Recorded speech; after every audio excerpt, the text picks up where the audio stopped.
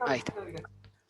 Bien, lo que les estaba diciendo puntualmente, nosotros habíamos visto, por ejemplo, cuando estábamos hablando de lo que son los medidores de presión de tipo diafragma, que el valor de la... Está grabando, ¿no? Sí, está grabando. Que el valor de la resistencia, que el valor que uno podía medir de la diferencia de presión podía ser directamente, no solo con una gala extensiómétrica, sino también podía ser con un circuito, con un elemento como un piezoeléctrico que variara su valor capacitivo. Básicamente es exactamente el mismo puente, la única diferencia es que acá entra el concepto de lo que es impedancia también. Nuevamente, las tensiones, en este circuito, por ejemplo, las tensiones, las corrientes están en fase, pero las tensiones están desfasadas. Entonces, para tener en cuenta cómo funciona este puente de Wheatstone, hay que tener la relación entre lo que son las impedancias del circuito, que es sencillamente el mismo divisor resistivo, lo único que hice es poner un capacitor, y cuando yo sé que el circuito está balanceado, se respeta que las resistencias, este juego de resistencia R2 por R4 es igual a R3 por R1, pero además, como están las capacitancias, tengo que hacer que R1 por C2 sea igual a R4 por C3. ¿Sí? Y de esa manera yo sé que tanto la resistencia como las impedancias son iguales, están balanceadas y por lo tanto en este lugar, que yo no marqué, tengo tensión cero. Funciona exactamente igual. Bien, entonces, continuando con nuestra implementación del puente de Wheatstone. Hay ciertas cuestiones que tienen que ver con la compensación de sensores cuando yo transmito la señal desde un punto hacia el otro. Los puntos de Wheatstone miden resistencia, y si yo le conecto cables que me van a transmitir mi señal, el puente de Wheatstone también va a ver la resistencia asociada a esos cables. Entonces, van a ser un problema porque yo voy a tener una medición la cual no es una cuestión para lo que son resistencia, para lo que son sensores de temperatura, no tiene sentido lo que es compensación de temperatura, así como lo que vimos recién con las galas que conectábamos con el puente de Wheatstone para compensar el cambio de temperatura. ¿Por qué? Porque yo quiero medir temperatura, o sea, si a mí me varía la temperatura, necesito que esa variación esté presente, no la quiero eliminar. Este caso es otra cuestión, son los cables que llevan del puente de Wheatstone al PLC nuestro valor de resistencia, que se ve modificado justamente por la resistencia asociada a los cables. Este es una AWG 18, si no me equivoco, es un tipo de cable que se utiliza mucho en las automatizaciones. Entonces, la única forma que yo tengo, si tengo solamente dos cables, si mi sensor tiene dos cables y en realidad mi transductor ahora, propiamente hablando, tiene salida de dos cables, digo transductor porque es sensor y acondicionamiento, ya estamos acondicionando la señal, la única forma de compensar lo que son este RL1 y RL2, que son la resistencia que tienen estos cables, es hacer que las mismas sean lo más chicas posible. Y eso se logra con cables que tengan una sección más grande. Ustedes recuerden, cuando tengo un cable que tiene sección mucho más grande, la resistencia baja, porque tiene que ver con la sección que tiene. Si la sección es muy chiquita, la resistencia aumenta y por lo tanto va a circular menos corriente. Lo mismo pasa con esto. Lo que yo voy a lograr haciendo que estos valores sean más chiquitos, RL1 y RL2, voy a hacer que la variación sea lo más parecida posible a lo que debería hacer con el puente de Wheatstone sin tener esas resistencias asociadas. Bien. A ver, un segundito. Que no quiero...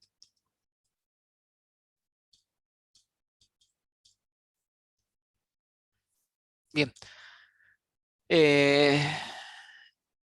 Si tengo esta situación, lo único que me queda para poder compensarlo, que es la mayoría de los casos, es cambiar. Lo que yo quería mostrarles era esto, justamente, que no lo tengo acá en la filmina, pero lo tengo... A ver si lo tengo por las dudas. No, no lo tengo. Habíamos visto en la clase de sensores, cuando estamos hablando de RTDs, que el valor de la resistencia variaba. Entonces yo tengo asociado tengo asociado, por ejemplo, que la resistencia que está midiendo, que es RT, es la R total es RL1 más RT más RL2, lo que voy a tener es un valor diferente. Por ejemplo, si yo tengo que la temperatura es de 90 grados, entonces la RT es de 134,7 ohms. Pero si el cable RL1, ¿sí? Que está acá arriba, es igual a 1,3 ohms y R2 es 1,2 ohms, lo que yo voy a tener es una medición de 96 grados centígrados. Fíjense que no es menor la diferencia de temperatura. Estos son, nada, deben ser 100 metros de un cable, por ejemplo, si miden mal un cable, si ponen mal un cable, por ejemplo, el 18AWG tiene 0,0193 ohms por metro. Si ustedes, por así decirlo, agarran y dicen, voy a enchufar cualquier cable porque este se cortó, van a tener un problema, porque si la bomba, el sensor de temperatura ese es el corte para que una bomba pare de funcionar porque está levantando temperatura, tengan cuidado qué cable ponen al transductor para llevarlo hasta el PLC, porque el valor no es menor, ¿sí? Por poner 1,3 ohm y 1,2 ohm, que son unidades mínimas de resistencia, pasé de tener 90 ohm, 90 grados, que es el valor que debería medir, a tener 96 grados.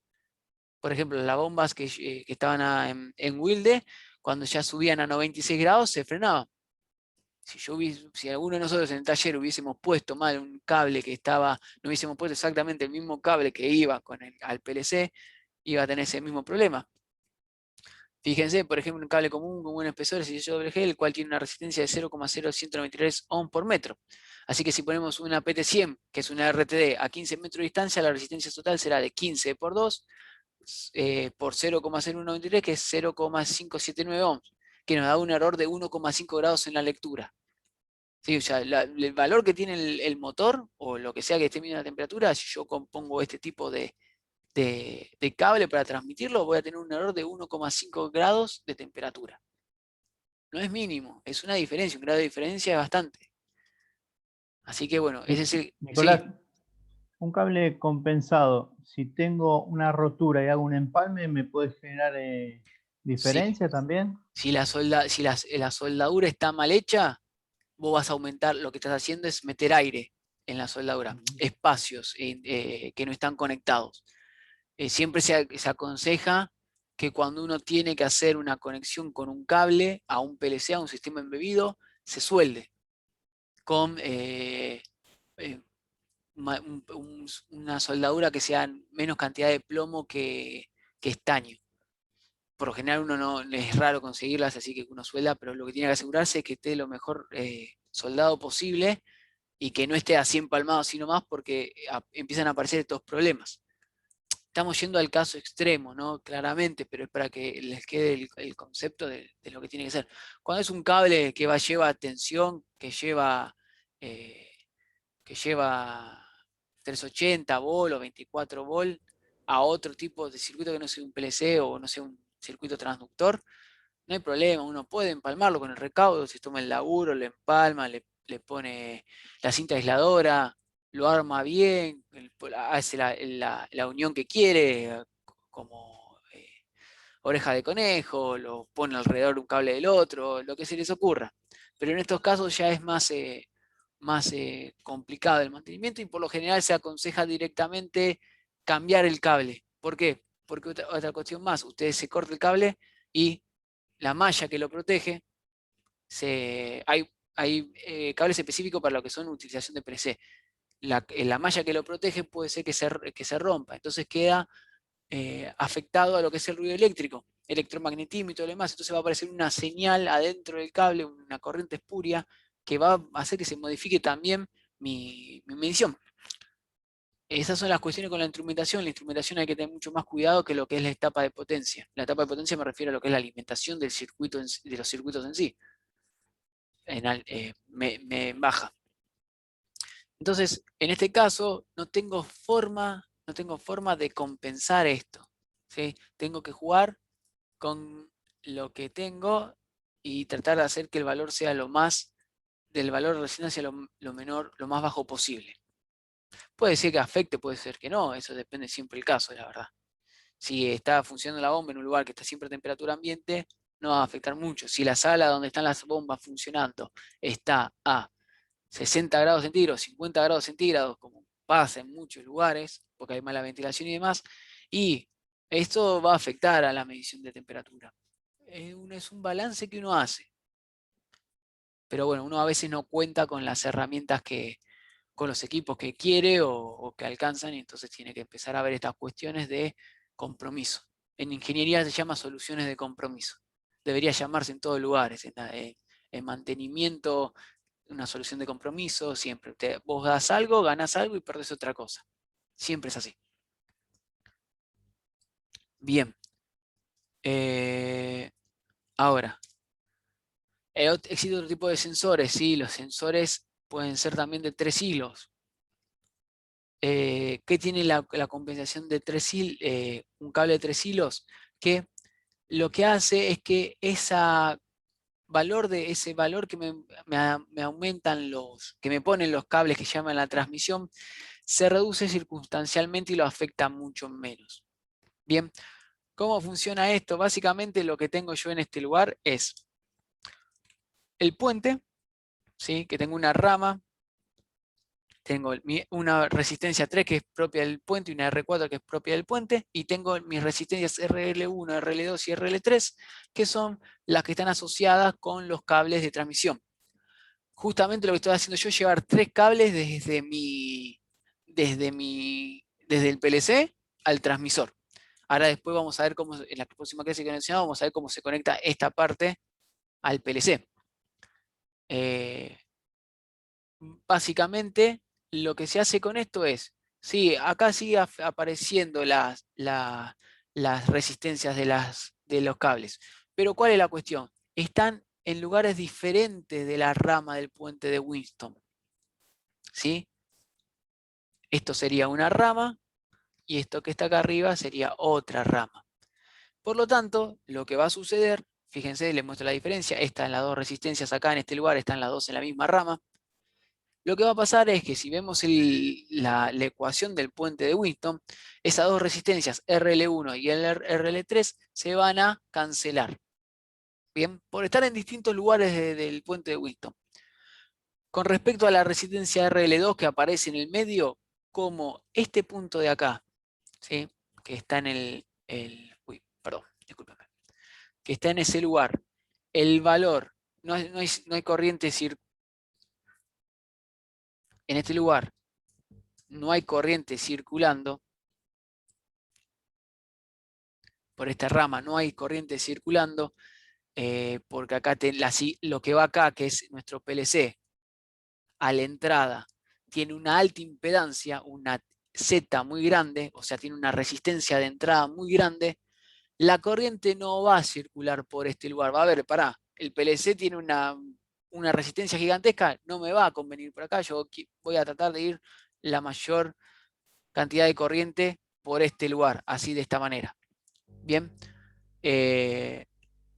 entonces de esa manera yo logro compensar, hice un amotremo acá, pero un cachito que borro, así se entiende lo último que dije. Como les decía, en este punto que está acá, yo tengo conectado mi PLC. O cualquier etapa que continúe que por lo general se busca que tenga una alta impedancia, ¿sí? Que quiere decir que no hay la alta impedancia hace que no haya corriente circulando en esa dirección. En esta dirección, la corriente es prácticamente cero, aproximadamente se pone I igual a cero, aproximadamente cero. Entonces, yo voy a lograr con este esquema poder compensar ese error. Estos son los más útiles, este tipo de sensores, los de tres hilos, son los más utilizados en la industria. ¿Por qué? Porque permiten esto, de poder compensar los cables de transmisión. Salen un poco más, hoy por hoy salen más baratos que los de 2 hilos, porque se fabrican tantos en cantidad que compensan, o sea, nadie quiere los de 2 hilos, entonces bueno, los casos muy puntuales se necesita una resistencia de 2 hilos, un sensor de 2 hilos y van a tener esa cuestión. Y por último, como siempre, si uno quiere algo mejor, ¿qué hace? Le agrega un hilo más. Este caso que tienen acá es un sensor RTD o una galga extensión que tiene 4 hilos. No encontré imágenes, busqué en Google imágenes de una RTD de 4 hilos, no sé si estaba cansado o qué, no la encontré. Pero lo que hace esto es directamente compensar cualquier problema que se pueda tener de temperatura, que se pueda tener de valores de la resistencia, compensación de cable, compensación de temperatura. Mide lo que está midiendo nuestro sensor. ¿Cómo funciona? Nuestro equipo de medición, hace circular una corriente a través de esta malla que está acá. Bien. Cuando hace eso, al hacer eso, esa corriente es conocida, mi IS es conocida, lo que logra hacer es que saber cuánto es la caída de tensión que tengo en cada una de estas resistencias. ¿Sí? Esa corriente hace una diferencia de potencial que es BRT, la corriente que está acá. Las resistencias RL1 y RL4 se compensan. Por acá, que es RL2 y RL3, como hay una alta impedancia, ¿sí? La corriente en esta dirección va a ser 0. Entonces, si nosotros nos fijamos, hacemos nuestro circuito, el cual tengo una tensión BRT, que es la tensión que está, la caída de potencial que hay sobre mi, en este caso, PT100, por así decirlo, o galga extensión métrica. Si yo no tengo corriente en este punto, la caída de tensión en estas resistencias, que son RL2 y RL3, va a ser 0, porque la ley de Ohm me dice que P es igual a I por R. Yo quiero tener una caída de tensión, necesariamente necesito, en una resistencia, necesariamente necesito tener una corriente circulando por ella. Como no hay caída de tensión, esta tensión aparece directamente acá. Y de esa manera yo sé exactamente cuánta tensión me está midiendo la caída de tensión cuánto está midiendo la galga, por sabiendo la tensión que tiene. O sea, me varía el valor resistivo, al variar el valor resistivo, lo que obtengo es una tensión diferente, una BRT diferente, y por este jueguito de que no hay corriente circulando, porque la impedancia de entrada de la siguiente etapa es muy alta, yo puedo saber directamente cuál es la tensión del sensor. ¿Qué pasa si la impedancia es muy baja? No funciona, esto no funciona. Sí o sí, necesario que la siguiente etapa que tenga una resistencia, una impedancia, una resistencia, un valor resistivo de resistencia y de capacitancia o inductancia alto. ¿Sí? Estos sensores son bastante más caros debido a que vienen incorporados con una fuente, estos transductores son bastante más caros, perdón, porque vienen con una fuente de corriente incorporada, porque es la que justamente es la que mide el valor de la resistencia, la que hace circular la corriente IEDS. ¿Cuánto? Y mejora mucho, mejora circunstancialmente la medición. No me tengo que preocupar por lo que es la temperatura en el ambiente, ni el cable que me transmite la tensión, ni nada por el estilo. ¿Sí? Para que lo vean, ¿sí? Yo acá les puse una imagen que no está en el apunte. Este es un transmisor T32.1S que básicamente yo conecto en este lugar según el tipo de sensor que tengo, conecto una termoresistencia, por ejemplo, de 4 hilos, una RTD, es una termoresistencia, de 4 hilos, de 3 hilos y de 2 hilos. Le dice directamente, cuando compren el manualcito, le dice cómo conectar el sensor que tengo. Si es una PT100, me dice cómo conectarla también. Pueden conectarla de esta manera.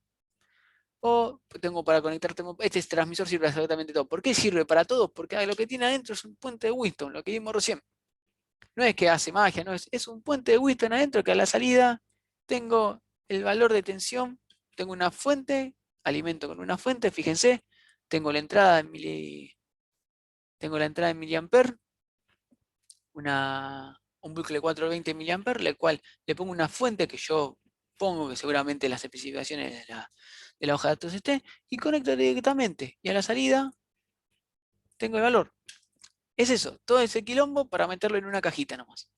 Pero es bueno que sepan qué hay adentro de la cajita para poder entender cómo funciona y cómo conectar según el sensor que tiene. Ustedes cuando compren el transmisor van a tener la hoja de datos, la cual le va a decir, propiamente dicho, cómo conectarlo. Nada más.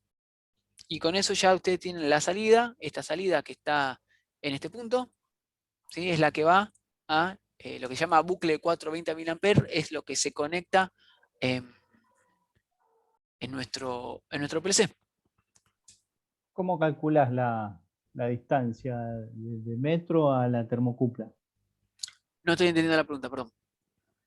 Vos tenés el convertidor ahí, ¿no? Sí, Eh, vos comprás para poder tomar la corriente en miliamper que lo va a tomar el PLC. ¿Está bien lo que sí. digo? Eso, o Bien, sea, la salida que vos vas a tener ahí va a ser 420 sí, mA. sí, Sí, sí. Eso es lo que siempre. va a hacer lectura de 4 a 20 Exacto. y esa variación es lo que me va a dar, bueno, lo que dé, ¿no? La escala, no sé. Tiene vos para los 420 mA, para el estándar 420 mA, hay un cierto valor de metros que puedes extender la transmisión. Creo que Ah, son esa es la pregunta que yo creo te que quería hacer. son 1000, si no me acuerdo mal, son 1000 metros. Ah, bien. ¿Cuál es la cuestión? ¿Por qué 420 mA? Cuando estemos terminando la clase, vamos a ver que las corrientes, ¿sí? Yo tengo una fuente de corriente y no importa la resistencia que tenga a través del circuito, la corriente va a ser siempre la misma. Si yo transmito tensiones, las resistencias en el bucle en ese bucle van a afectar el valor de tensión. Entonces siempre se envían corrientes como 420 mA que tienen ciertas facilidades. Ahora cuando terminemos la clase lo vamos a ver. Después, si quieren, buscamos los valores estándar de máximos para longitudes de lo que son las señales de 420 mA, que creo que si no mal recuerdo son 1000 metros. Es Ah, bastante, es un montón. bien. Bien, pero ¿cuál es el problema? Es todo muy lindo acá. Nosotros armamos nuestra fuente con nuestras resistencias de nuestros cables, una resistencia de protección para no quemarlo porque estoy enchufando 24 volt.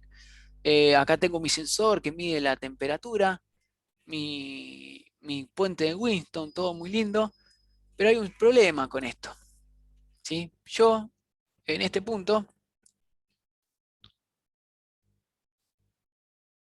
con lo que vimos hasta recién, si yo voy variando el valor de mi resistencia,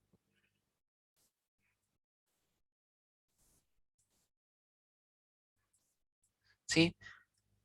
Lo que voy a tener a la salida es un cierto valor de tensión.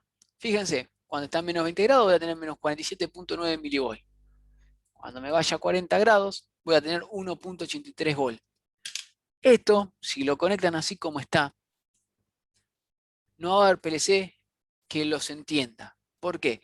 Porque hay estándares que uno tiene que cumplir, ¿sí? Los PLC, todos los PLC, sea la marca que sea Rockwell, sea Siemens, sea Alan Bradley, sea eh, Schneider, el que quiera, están con estándares que están impuestos por la IEEE, que es el Instituto de Ingenieros Eléctricos y Electrónicos, que dice que tiene ciertas normas las cuales dice un PLC tiene que tener entrada para poder leer los valores, tiene que tener una entrada, una señal de entrada de 420 mA, 0,10 volt, 0,5 volt, según el tipo de norma que utilicen.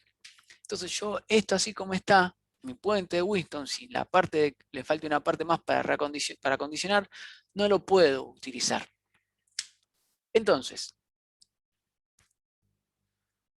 lo que viene ahora es algo que es muy importante en todo circuito electrónico, lo van a ver, que son los amplificadores operacionales. Los amplificadores operacionales son esta cucarachita que ven acá, que tienen esta forma, y que está el amplificador operacional se representa con este triángulo que ven acá, que adentro tiene todo esto. Un montón de transistores conectados de tal manera que me permitan comparar tensiones que estoy midiendo, me permite comparar diferentes tensiones. Que justamente, vuelvo para atrás, discúlpenme, que es justamente lo que tengo acá. Acá yo tengo una diferencia de tensión en este punto. Sería bueno poder acondicionarla de tal manera que me lleve a los valores de 0 a 10 volt o 420 mA que yo necesito. Para eso utilizo un amplificador operacional, el cual en un principio se utilizaba son las primeras computadoras funcionaban con esto. En realidad, miento, las primeras computadoras funcionaban con tubos de vacío. Después, como eran muy caros y empezaron a aparecer los semiconductores, empezaron a aparecer estos amplificadores operacionales que lo que me servían era para comparar y hacer ecuaciones, sumas, restas, multiplicaciones, invertir señales, seguir señales y demás de una forma muy simple, en mucho menos espacio y mucho más barato. ¿Qué es lo que hace un amplificador operacional? Básicamente, esto es toda la verdad que tiene un amplificador operacional. Uno pone dos tensiones de referencia, ¿sí? Y a la salida voy a tener, sí, esta tensión es más grande que la tensión E1, o la tensión E1 es más grande que la tensión E2, o si son las dos iguales. ¿Por qué? Funciona de la siguiente manera. Tiene una curva en la cual tengo dos alimentaciones que son BE y menos BE, la cual que si E1, si la diferencia E1 es negativa, si E2 es más grande que E1, va a aparecer este valor que aparece en este lugar. Si E1 es mayor que E2, voy a tener este rango hasta que se sature, o sea, llega a un punto en el cual esto se satura y se da acá la tensión esta que tengo en este lugar. Básicamente lo que le estaba comentando recién, si un amplificador operacional funcionando en lazo abierto, o sea, no tiene retroalimentación de la salida, funciona de esa manera. Fíjense, tenemos acá el circuito. Bien, fíjense, yo tengo un amplificador operacional que tengo a la entrada 9 volt, a la salida un voltímetro. Si yo pongo acá un valor, por ejemplo, de 8, lo que va a pasar es que esta tensión, la que entra por la puerta inversora, la que tiene el negativo, es mucho más grande que la que entra por la pata no inversora, que es la que tiene el positivo. Entonces, mi amplificador operacional me va a decir que va a tener un valor negativo de tensión. Sí, por el otro lado, yo pongo acá el valor 9 y acá pongo el valor 8, ¿sí? Lo que voy a tener a la salida es una tensión positiva. Ahora, si por algún motivo, razón o circunstancia yo me paso de los valores que tiene alimentando mi amplificador operacional, ¿sí? Lo que voy a tener ahí no me pasé, ahí no pasa nada, no pasa nada, y a medida que yo lo empiezo a aumentar, ya me paso un volt, lo reviento. ¿Sí? Entonces hay que tener muy en cuenta las tensiones con las cuales se está alimentando mi circuito. Fíjense, yo estoy alimentando con una tensión positiva y con una tensión negativa en la parte inferior. El circuito este funciona de esa manera, necesita esas dos polaridades para poder funcionar. Hay ciertos arreglos que ahora vamos a ver que pueden utilizar una fuente que no tenga tensión negativa, pero por lo general se utilizan lo que son fuentes de partidas para poder utilizarlos. Existen un montón de tipos de acondicionamiento de señales. ¿Sí? Nosotros lo que vamos a hacer con estos amplificadores es llevar la tensión que tenía nuestro puente de Winston, esas tensiones horribles que tenía, a llevarlas a un estándar de 0 a 10 volt o 420 mA. Pero para poder hacer eso hay que entender cómo funciona esto. Ahora bien, nada le impide a uno conectar un amplificador operacional, conectar su salida a una de las entradas, ¿sí? Eso se llama amplificador operación en lazo cerrado. Idealmente la teoría de un amplificador se pone en estos tres puntos. Primero, la entrada de un amplificador no fluye corriente, o sea, tiene una alta impedancia. Por lo tanto, yo podría conectar esto al puente de Winston y no tener ninguna modificación. Que lo que habíamos visto, que los 3 hilos, los 4 hilos, cómo molestaban y demás. Segundo, el amplificador operacional intenta que las tensiones en las entradas sean siempre iguales. Lo que busca cuando está en la retroalimentación es que esta tensión que entra acá sea igual a la tensión que está acá. Y ese es el secreto de cómo funcionan las diferentes configuraciones que vamos a ver ahora. Y la impedancia de salida Z tau es muy baja. ¿Bien? O sea, no hay, fluye corriente por ese fácilmente. A ver, acá tengo, me está marcando como que tengo acá. No, así. A ver, ¿qué me muestra? Ah, no, era un multivideo. La primera configuración que vamos a ver es la que se llama buffer, que lo que básicamente es lo que hago es conectar la salida a la pata inversora y en el lugar este que está acá le chanto la tensión que tengo. ¿Para qué sirve esta configuración? Sirve para desacoplar circuitos, para que en una etapa anterior no afecte a la que sigue. Y básicamente a la salida tengo Vout, ¿sí? La tensión de salida es igual a la tensión de entrada. ¿Por qué? ¿Por qué yo quisiera desacoplar un circuito? Para protegerlo, en primera instancia, para que los valores de las resistencias o de las impedancias que tiene no me modifiquen los valores y demás. Eso se ve sencillamente, lo vamos a ver en este ejemplo que les armé. Nosotros recuerdan que teníamos un filtro RC, el cual teníamos una tensión, una señal cuadrada a nuestra entrada, ¿sí? La cual poníamos una resistencia, un filtro, en realidad lo que poníamos era un filtro pasa abajo, para matar las frecuencias altas, y por algún motivo, razón y circunstancia, yo ese valor de tensión que está en este punto, me gustaría poder utilizarlo en una siguiente etapa. Si yo por algún motivo, razón o circunstancia conecto así como está, esta resistencia que está en la parte de atrás va a afectar este circuito, porque básicamente lo que tengo es un circuito en serie con el filtro RC, por lo cual la tensión de salida se va a ver afectada de la siguiente manera. Vamos a desconectar esto. Ahí. Fíjense, tengo la línea azul, la que está en la parte inferior, tengo mi señal de entrada que es la roja, y tengo mi señal que es la línea azul, la cual es la salida del circuito este que estábamos mencionando. ¿Qué es la señal esta que tiene color fucsia? No sé si violeta o fucsia. ¿Sí? Lo que dice es ponerle un amplificador operacional en modo buffer. ¿Sí? ¿Qué es lo que hace esto?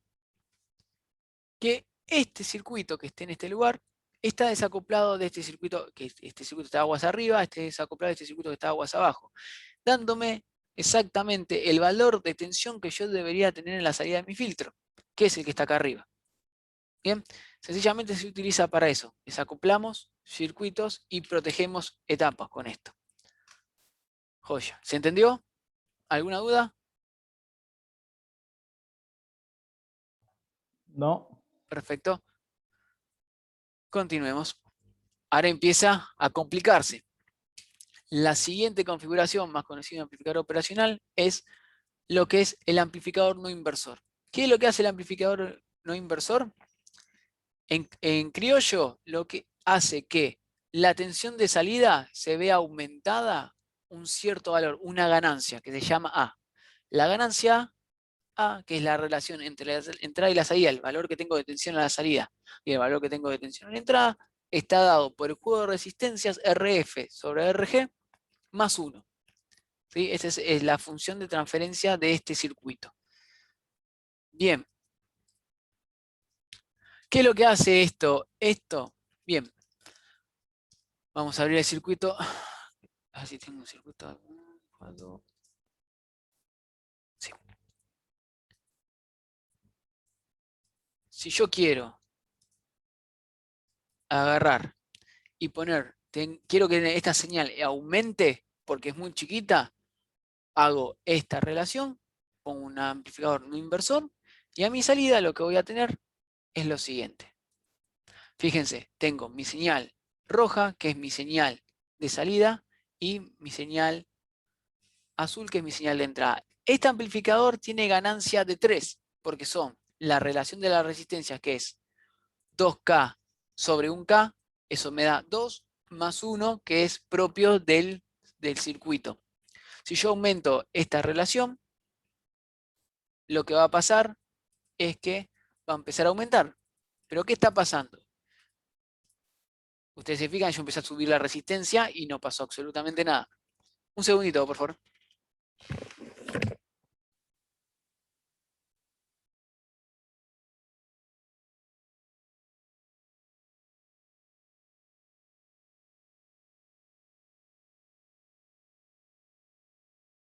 Perdón.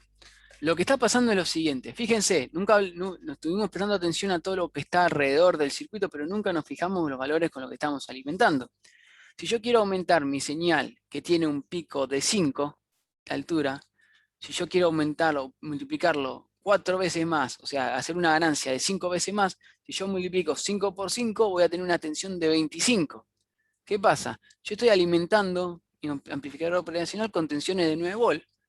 O sea, mi amplificador está intentando aumentar la tensión, pero ¿qué pasa? No puede porque le estoy alimentando con una fuente que no llega. Entonces, para poder hacer eso, lo que tengo que hacer es empezar a aumentar la alimentación. Y fíjense, automáticamente, al hacer eso, lo que va a ocurrir es que va a aumentar la señal de salida hasta el punto en el cual me da mi ganancia, que es, como habíamos dicho y habíamos calculado, 25 volts. Bien, básicamente hace eso. Si la señal fuese negativa, pasaría exactamente lo mismo. Si tuviese valores negativos, mi amplificador va a querer aumentarlo, pero como tengo valores de menos 9 volts, no va a pasar eso. Bien. Ahora, la siguiente configuración. Yo estoy haciendo todo esto para poder explicarle después las conversiones de lo que son los circuitos de conversión de 420 mA y 0,10 volts. Necesito usar esto, necesito que se entiendan esto. Ahora, hay otro tipo de conexión de configuración de un amplificador, amplificador operacional, que es el amplificador inversor. ¿Qué es lo que hace el amplificador inversor? Hace lo mismo que el amplificador no inversor, pero fíjense, en mi ecuación de ganancia no tengo el más 1, lo saco, o sea, no tengo amplificaciones impares nunca, son todas amplificaciones de relación par. Eso depende de las resistencias igual. En realidad lo que hago es sacarme el más 1. Pero ¿qué pasa? En contraposición me saco el más 1, pero me aparece un signo negativo a mi valor de salida. O sea, mi Vout va a estar negada con respecto a mi Vin. Entonces por ahí eso es medio molesto en muchos casos y hay unos ciertos arreglos que se puede realizar. Pero por ejemplo quiero que vean cómo funciona, si les queda grabado el circuito. Tengo ahí la tensión, fíjense, ya aparece acá, tengo un valor rojo y acá a la salida me aparece un valor negro. Si yo miro mi circuito, lo que voy a ver es que no voy a estar viendo, pero acá no lo estoy viendo porque mi mínimo es 0. Entonces si yo disminuyo acá, por ejemplo, a menos 10 volts, lo que van a ver es que tengo mi señal invertida. ¿Sí? La relación es 2K. En realidad la relación por cuestiones de simulador me está dando menos valor, pero debería ser 8, ¿sí? Perdón, debería ser 10, porque tengo una señal de 5 y a la salida debería tener una tensión de menos 10. Pero por cuestión de cómo está armado el simulador, acá hay una pequeña atenuación, que es la atenuación que sucede en la realidad. No va a pasar eso, no van a tener justamente si mi señal vale 5 volts, voy a tener menos 10 volts si tengo una ganancia de 2. Va a haber menos, porque se pierde potencia dentro del amplificador operacional. Si yo empiezo a aumentarlo, por ejemplo, acá pongo 4, lo que va a pasar es lo mismo que nos pasó anteriormente. Mi circuito no puede aumentar la tensión tanto, entonces si yo aumento el valor, lo que van a ver ustedes es que la señal, sí, yo acá en el simulador le puedo poner la tensión que quiera.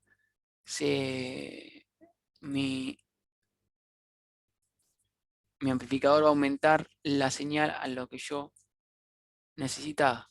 ¿Sí? Por ejemplo, si acá pongo